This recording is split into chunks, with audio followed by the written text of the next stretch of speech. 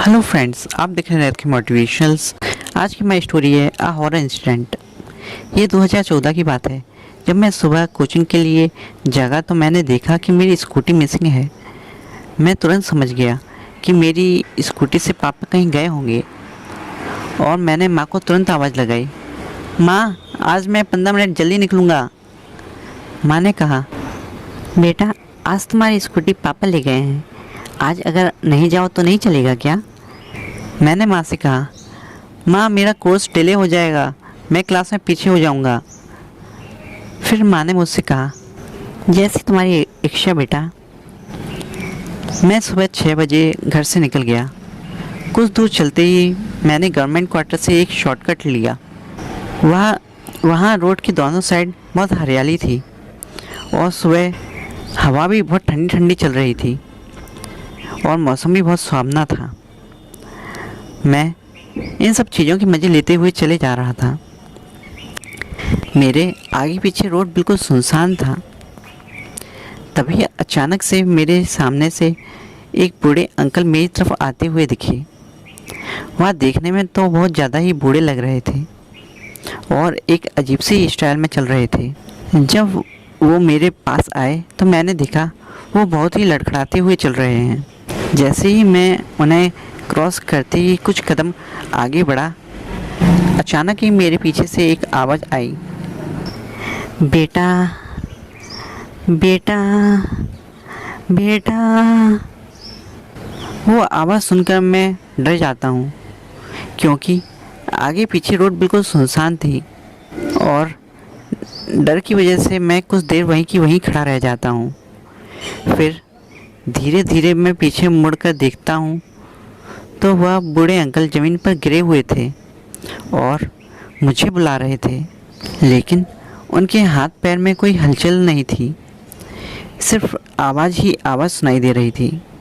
वह सुबह का सुहावना मौसम मेरे लिए अब किसी हॉरर स्टोरी से कम नहीं लग रहा था। मैं कन्फ्यूजन में था, मुझे क्या करना चाहिए।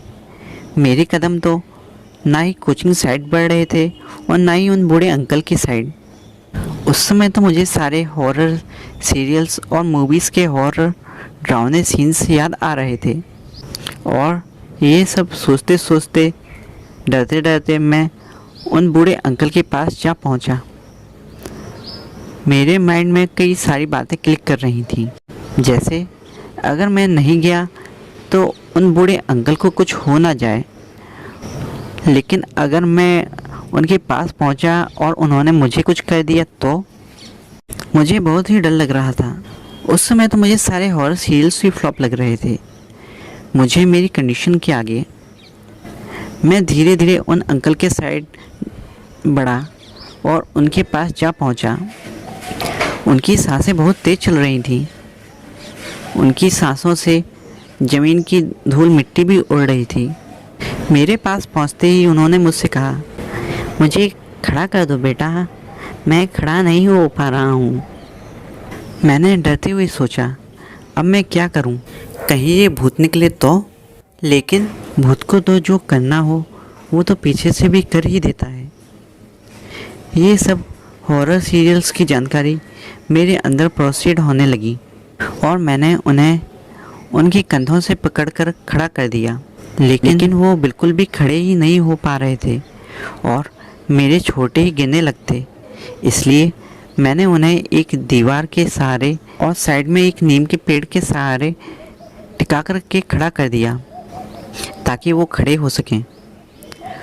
वो थोड़े ही स्टेबल खड़े होते हुए मुझसे कहने लगे, बेटा मुझे रोड तक छोड़ो, मुझे घर जाना है। मैंने कहा, आप खड़े तो हो ही नहीं पा रहे हैं, आप घर कैसे जाएंगे? और मैंने उन्हें इग्नोर करते हुए अपनी कोचिंग की तरफ कुछ ही कदम बढ़ाए। तभी मेरे पीछे से फिर आवाज़ आती है, बेटा बेटा बेटा। अब मैं बहुत डर जाता हूँ और डर से वहीं की वहीं खड़ा रह जाता हूँ। अब तो मेरा डाउट, शक और भी ज़्यादा बढ़ गया। मैंने पीछे मुड़ते ही उन बूढ़े अंकल के पैर चेक किए कि उनके पैर सीधे हैं, कहीं उल्टे तो नहीं हैं। सेकंड पार्ट देखने के लिए मेरे चैनल को लाइक और सब्सक्राइब करना ना भूलें।